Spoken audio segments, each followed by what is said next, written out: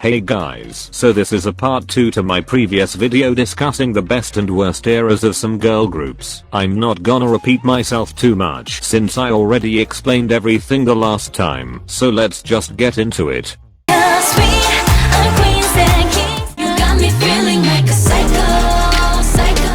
Definitely the most average and predictable thing they could have put out. Irene's and Yeara's rap parts are their worst. They're so randomly forced into the song with no rhythm at all. Takes me out every time. A very underwhelming way to end the 2019 trilogy.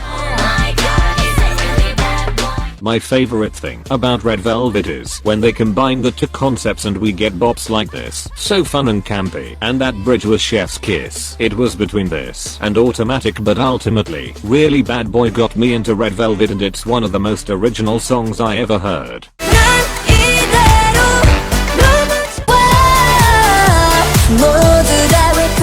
It was close between Fire Saturday and Who Dis, since they're both bad in their own ways, but Who Dis at least has some catchy moments and Denise's vocals, even though it's half-baked, while Fire Saturday is almost unlistenable to me. The one thing that stands out the most, in a negative way, is the sheer repetition of the Welcome to My World line. Like, instead of taking the time to make a decent pre-chorus, chorus, and post-chorus, the producers just lazily stuck the Welcome to My World line in all three of those. I can't believe this song was actually greenlit and released. I'm not a fan of Jenna's raps in here, and that's literally all this song is. The Welcome to My World line featuring Jenna's raps. There's no bridge, and the song feels super long and super short at the same time. Also no Dennis, so no one to truly carry the vocal lines.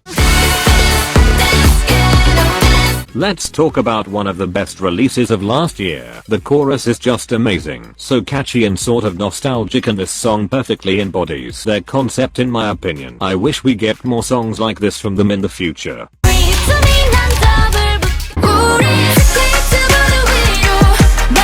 Now I know what you're thinking. Ben Para is their worst era, and you are partially right. It's their second worst era. What makes it better for me is that the melody is good sometimes and the intro slaps, while I just don't like anything about After School. Like, how did this go viral but not My Girl Tag Me? I'm missing some pieces. The concept was cute, but the song just bores me to death, especially the chorus, and the choreography is overbearing with all of the props. I did like the cat in the music video though.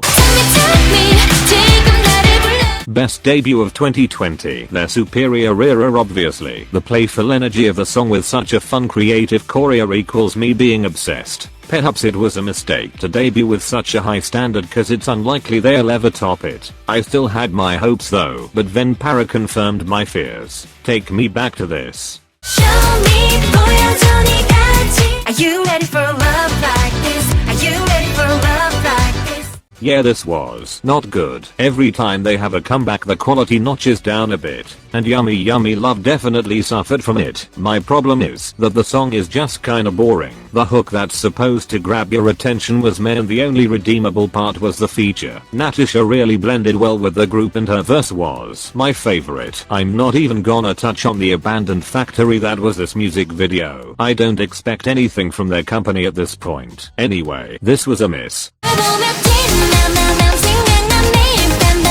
Almost everything Momoland releases is a bop, so this was difficult, but it's also kind of an obvious choice. Yeah, it's similar to Boom Boom, but Boom Boom slapped, so do I care? No. Bam takes the first place for me cause it's such a fun upbeat song that has you hooked from the beginning to the end. The only thing I would change is the bridge. I wanted something more from it, but other than that, this song could literally never get boring to me.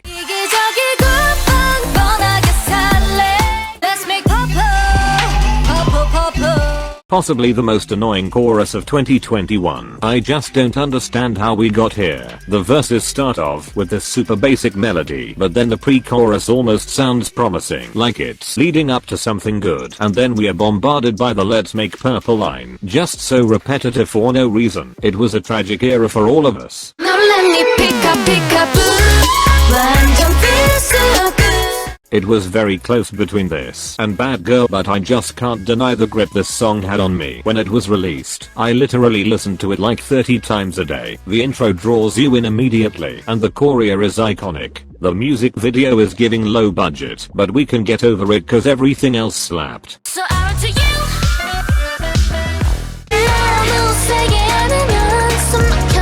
I recently ranked stayc's discography, so I'm gonna keep this section short, but anyway, I always have mixed opinions on Stereotype every time I hear it. Like, I never listen to it, and it's definitely one of their worst songs, but I don't hate it either, you know. I like the freshness of the instrumental, but the chorus is so quiet and underwhelming. aespa saved it at the last part, but still. When I tell you aespa is one of my favorite songs ever, I mean it. I literally just have to hear the intro and I become obsessed with it all over again. Creepy vibes paired with a fun music video and upbeat melody is chef's kiss. So iconic of them. Broke the curse of rookie groups peaking at their debut.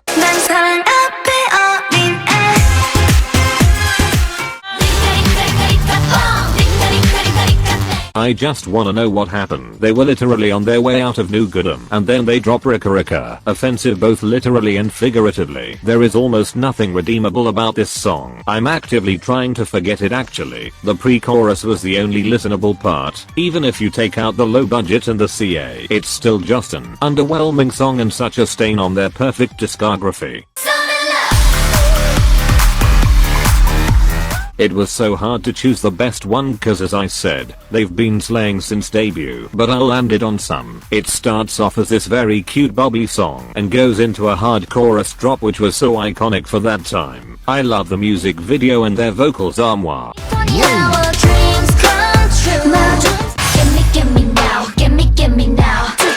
If the Dreams Come True remake was actually their song, I would put it here instead of Savage, just because of that do you wanna upside down line. But anyway, this isn't horrible, but I expected so much more out of it. The instrumental is very subtle and that tends to bore me quickly. I wish it was fleshed out more and the switch wasn't as iconic because we already seen it. The choreography was super underwhelming and angle dependent. They could have done so much more with this. I'm on the next level. So surprising, I know. A real shocker. Song that popularized the 2-in-1 curse, but they did it the best. Very iconic, very addictive, very song of the year material. Mixing the futuristic sound from the first half with 2000s R&B from the second half plus Ningling's and Winter's vocals was just amazing. I do feel kinda weird saying it's their best era considering most of the song is a cover, but let's just not think about it.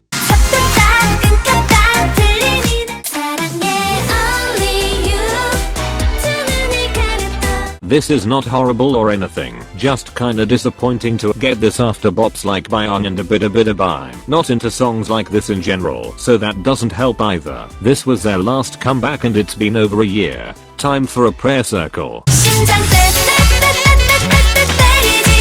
Much like Nature, it was so hard to choose since they have a very strong discography, but this is just too fun and catchy to not put as their best era. The song never loses its upbeat tempo and the raps were so good. Let's all thank Momoland for popularizing this sound.